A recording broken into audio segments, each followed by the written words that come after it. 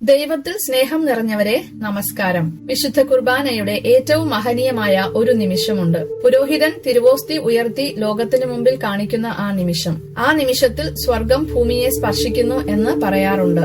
എന്നാൽ നമ്മളിൽ പലരും ആ സമയത്ത് നിശബ്ദരായിരിക്കുകയോ ശ്രദ്ധ പതറിപ്പോവുകയോ ചെയ്യാറുണ്ട്. എന്നാൽ ദൈവം നമ്മുടെ ആത്മാവിന്റെ സ്വരം കേൾക്കാൻ ഏറ്റവും അധികം കാത്തിരിക്കുന്ന നിമിഷം അതാണെന്ന് നിങ്ങൾക്കറിയാമോ? ഇന്ന് പാദ്രെ പിയോ എന്ന മഹാനായ വിശുദ്ധന്റെ വെളിപ്പെടുത്തലുകളിലൂടെ ആ നിമിഷം നാം എന്ത് പ്രാർത്ഥിക്കണം എന്ന് കണ്ടെത്താൻ പോവുകയാണ്. പലപ്പോഴും നമ്മൾ അറിയാതെ ചെയ്യുന്ന ആത്മീയമായ തെറ്റുകൾ ഒഴിവാക്കി സ്വർഗത്തിലെ ഏറ്റവും വലിയ അനുഗ്രഹങ്ങൾ എങ്ങനെ സ്വന്തമാക്കാമെന്ന് നമുക്ക് പഠിക്കാം. തിരുവോസ്തി ഉയർത്തുന്ന ആ നിമിഷം കേവലം ഒരു ചടങ്ങല്ല, അത് നമ്മുടെ കൺമുൻപിൽ തുറക്കപ്പെടുന്ന ഒരു പുതിയ ഗാകുൽത്തയാണ്. ബലിയാടാക്കപ്പെട്ട കുഞ്ഞാടായ ക്രിസ്തു നമുക്ക് വേണ്ടി പിതാവിന് സ്വയം സമർപ്പിക്കുന്നു. വിശ്വാസത്തിന്റെ കണ്ണുള്ളവർക്ക് ആ നിമിഷം അദൃശ്യമായത് ദൃശ്യമാകും. പാദ്രെ പിയോ പറയാറുണ്ടായിരുന്നു, സൂര്യനില്ലാതെ ലോകത്തിന് നിലനിൽക്കാൻ കഴിഞ്ഞേക്കും, പക്ഷെ വിശുദ്ധ കുർബാനയില്ലാതെ അതിന് കഴിയില്ല. ആ അത്ഭുതത്തിന്റെ പാരമ്യമാണ് തിരുവോസ്തി ഉയർത്തുന്ന നിമിഷം. അവിടെയാണ് നമ്മളിൽ പലർക്കും ആദ്യത്തെ തെറ്റ് സംഭവിക്കുന്നത്, ശ്രദ്ധയില്ലായ്മ.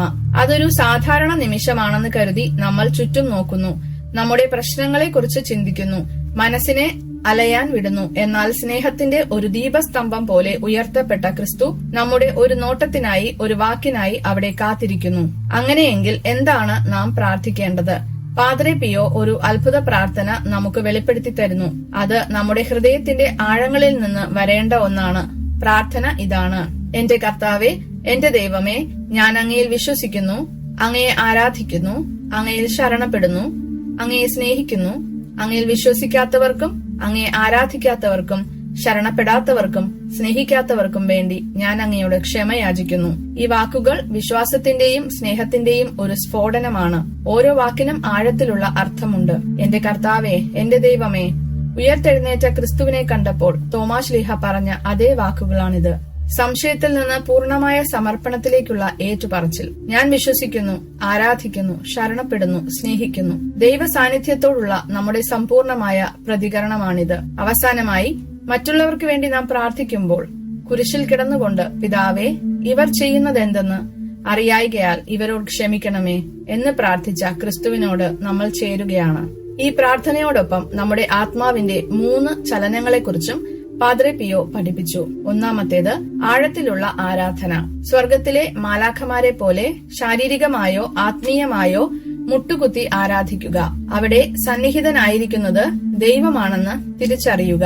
നിങ്ങളുടെ എല്ലാ ചിന്തകളും മാറ്റിവെച്ച് ഉയർത്തപ്പെട്ട തിരുവോസ്തിയിലേക്ക് നിങ്ങളുടെ ഹൃദയം സമർപ്പിക്കുക.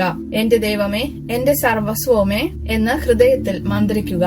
രണ്ടാമത്തേത് ആത്മസമർപ്പണം. ഒന്നും ബാക്കി വെക്കാതെ സ്വയം യേശുവിന് നൽകുക. എന്റെ ഈശോയെ, ഞാൻ എന്നെ തന്നെ പൂർണ്ണമായി അങ്ങേക്ക് സമർപ്പിക്കുന്നു. എന്റെ ജീവിതം അങ്ങയുടെ മഹത്വത്തിനായിരിക്കട്ടെ എന്ന് പ്രാർത്ഥിക്കുക. നിങ്ങളുടെ പദ്ധതികൾ, ആഗ്രഹങ്ങൾ, ദുരിതങ്ങൾ, സന്തോഷങ്ങൾ എല്ലാം ആ അപ്പത്തോടൊപ്പം ബലിപീഠത്തിൽ സമർപ്പിക്കുക. മൂന്നാമത്തേത് അനുഗ്രഹങ്ങൾക്കായി യാചിക്കുക. ഇതാണ് യാചിക്കാനുള്ള ഏറ്റവും ശക്തമായ നിമിഷം. രോഗശാന്തി, മാനസാന്തരം, കുടുംബത്തിന്റെ സംരക്ഷണം, നിങ്ങളുടെ കുരിശുകൾ വഹിക്കാനുള്ള ശക്തി എന്നിവയ്ക്കായി അപേക്ഷിക്കുക. പക്ഷെ എപ്പോഴും നിങ്ങളുടെ ആത്മാവിന് ഏറ്റവും നല്ലത് ദൈവം നൽകുമെന്ന ഉറച്ച വിശ്വാസത്തോടെ ആയിരിക്കണം അത്. പാദ്രെ പിയോ പഠിപ്പിച്ചു, ആദ്യം ദൈവമഹത്വത്തിനായി പ്രാർത്ഥിക്കുക, പിന്നീട് ആത്മാക്കളുടെ രക്ഷയ്ക്കായി, അതിനുശേഷം മാത്രം നിങ്ങളുടെ ആവശ്യങ്ങൾക്കായി യാചിക്കുക.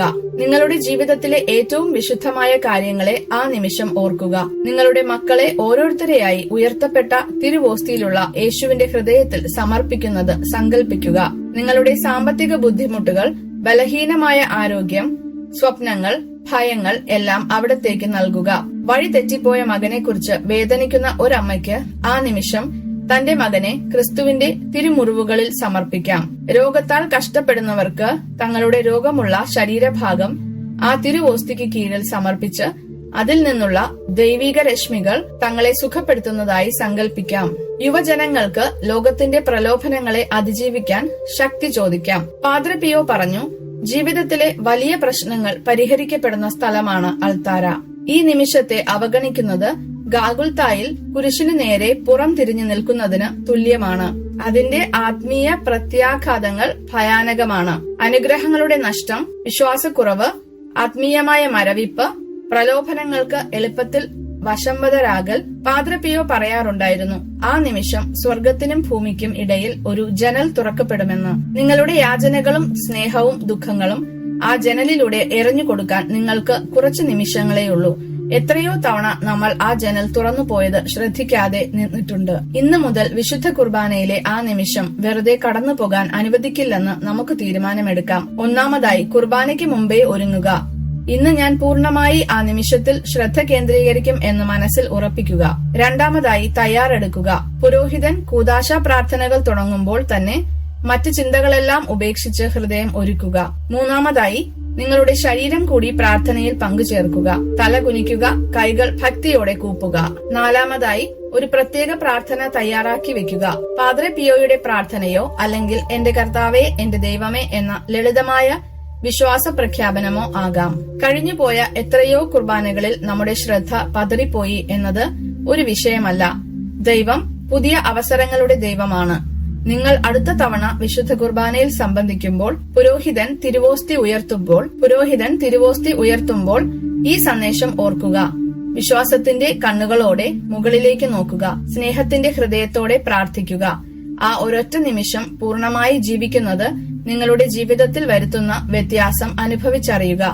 ഇത് പാദ്രെ പിയോ നമുക്ക് നൽകിയ സമ്മാനമാണ്. ഈ സന്ദേശം നിങ്ങളുടെ ഹൃദയത്തെ സ്പർശിച്ചെങ്കിൽ ഇത് മറ്റുള്ളവരിലേക്ക് എത്തിക്കാൻ ഞങ്ങളെ സഹായിക്കുക. ഈ വീഡിയോ ലൈക്ക് ചെയ്യുക, ഷെയർ ചെയ്യുക. കൂടാതെ ഇത്തരം വീഡിയോകൾക്കായി ഈ ചാനൽ സബ്സ്ക്രൈബ് ചെയ്യുക. ദൈവം നിങ്ങളെ സമൃദ്ധമായി അനുഗ്രഹിക്കട്ടെ.